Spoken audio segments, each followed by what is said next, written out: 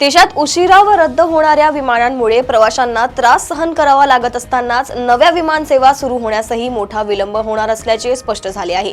IIM Nagpur येथे आयोजित कार्यक्रमात बोईंगचे माजी मुख्य कार्यकारी अधिकारी डॉक्टर दिनेश केसकर यांनी याकडे लक्ष वेधले। रत्नागिरी तालुक्यातील गावडे आंबेरे बिरजेवाडी येथे दुचाकीवर बिबट्याने अचानक झडप घालून एका अल्पवयीन मुलाला जखमी केले। सकाळी 6:30 वाजण्याच्या सुमारास या घडलेल्या घटनेने सर्वत्र भीतीचे वातावरण निर्माण झाले आहे।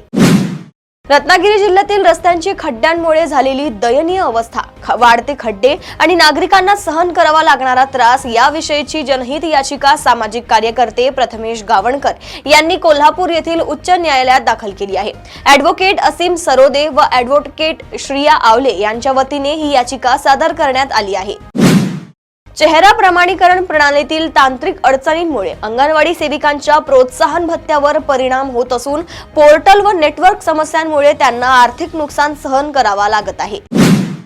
पुण्यातील कल्याणी नगर येथे फ्लॅटमध्ये जबरी चोरीचा प्रयत्न करणाऱ्या तिघांना येरवडा पोलिसांनी 24 तासात अटक केली असून बॉयफ्रेंडचे थकीत घरभाडे भरण्यासाठी फिर्यादीच्या अल्पवयीन पुतणीने चोरीचा कट रचल्याचा धक्कादायक उलगडा झाला आहे। पर्यावरण संवर्धनाला शिवसेनेच्या धोरणात सर्वोच्च प्राधान्य देण्यात आले असून डोंगरमाथा व डोंगर उत्तरांवरील सर्व प्रकारच्या बांधकामांवर बंदी घालण्यात येणार असल्याची माहिती नेत्या डॉक्टर नीलम गोरे यांनी दिली। तसेच दरवर्षी किमान 5 लाख झाडे लावण्याचे उद्दिष्ट पक्षाने निश्चित केले आहे। महानगरपालिका निवडणुकीत 451 उमेदवारांपैकी 53 उमेदवार कोट्याधीश असल्याचे निवडणूक आयोगाकडे सादर केलेल्या शपथपत्रामधून समोर आले आहे। कोट्याधीश उमेदवारांमध्ये भाजपचे प्रमाण सर्वाधिक असून काँग्रेस दुसऱ्या क्रमांकावर आहे, तर निवडणूक लढविणाऱ्या 13 अपक्ष उमेदवारांकडे एकही रुपये नसल्याची नोंद करण्यात आली आहे। पाच घरी राहिल्याने सोलापूर मंगळवेढा एसटी बसमधील कंडक्टरने एका चिमुकल्याला दप्तरासह हायवेवर उतरवल्याची धक्कादायक घटना घडली असून या प्रकारामुळे नागरिकांमध्ये तीव्र संताप व्यक्त होतोय। मुंबईतील नितेश राणे यांच्या बंगल्याबाहेर बेवारस बॅग आढळल्याने सुरक्षा यंत्रणा सतर्क झाली असून बॉम्ब शोधक पथक बॅगची तपासणी करत आहे।